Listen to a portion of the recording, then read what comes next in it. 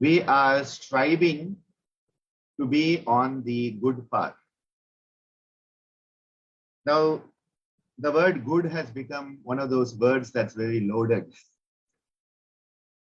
So, a better word in recent times in my consciousness is noble.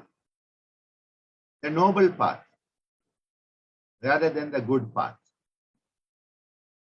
And the noble path, a term is given in the Kathopanishad. And Ammaji has so many times reminded us, don't mistake the pleasant to be good. She used to say this so often. It's based on the Kathopanishad, which is a teaching of the god of death, Yama, who is the lord of Dharma. He is called Dharma Raja. The lord of death is the lord of Dharma also, because he has no partiality. He is very clear and objective in his analysis. Yama teaches a young boy, Nachiketas, and those teachings are the Kathopanishad, very small Upanishad, and a very beautiful commentary by C. Rajagopalachari. C. Rajagopalachari was an Indian politician, but beyond being a politician, he was a person who understood the culture perfectly. And he was, I think, the first Governor General of India or something like that. There was a term for him given. A very, very amazing man whose concepts are very high. His translation is one of the best, Kathopanishad. The Katha Upanishad, Katha Upanishad. And it says there are two paths. One is the path of Shreya. Shreya Marga. Marga means a path, a road. A second one is Shreya Marga. So Shreya, S-H-R-E-Y-A, means the noble path. They used to translate it as the good path.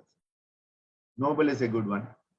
Shreya Marga is the path where you fall prey to the mundane world because of your attachments to it.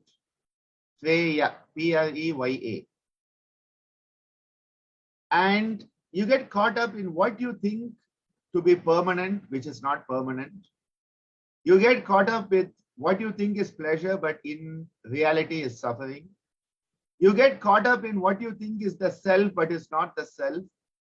And all of Maharishi's Patanjali's definition of avidya comes real on this path. Anitya, Asuchi, Dukkha, Anatmasu. He says, you confuse this with Nitya, Suchi, Sukha, Atmakyati, and he says that is avidya.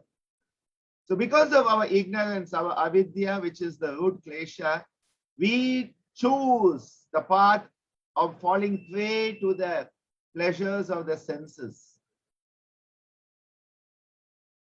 The Shreya Marga is the noble path. And I believe that a yogi, and that term I use with great reservation, but a yogi is one who is striving to be a noble human being. You may not be there yet, but are you striving to be a noble human being? Initially, we humans were Homo erectus. Many have stopped with being erect all the time. Homo erectus was the initial one. The next one was supposed to be Homo sapien. Then it became Homo sapien, the very wise human being. Who called us wise? We called ourselves wise. Megalomania. Walking around saying, I'm wise, I'm wise, I'm wise. If you have to say you are wise, you are not wise. If you have to say you are truthful, you are not truthful. If you have to say you are a yogi, you are not a yogi. And if you have to go around saying, I'm happy, I'm happy, I'm happy, it means you're not happy.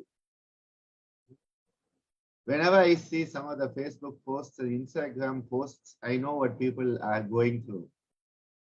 Because when you have to say it, it means you are trying to compensate. Shreya Marga is a path walked by the Homo nobilis, the noble human being. Homo erectus, Homo sapien sapien, and now Homo nobilis. That is the path forward. The noble human being, and that is what yoga is all about. And that path, the Shreya Marga, well, that is what Swamiji and Ammaji have conceptualized as the path we are all walking. Sometimes we are not walking, we are crawling. And sometimes we are down on our face and slithering like a worm. But yes, inch by inch, millimeter by millimeter, centimeter by centimeter, we are moving forward.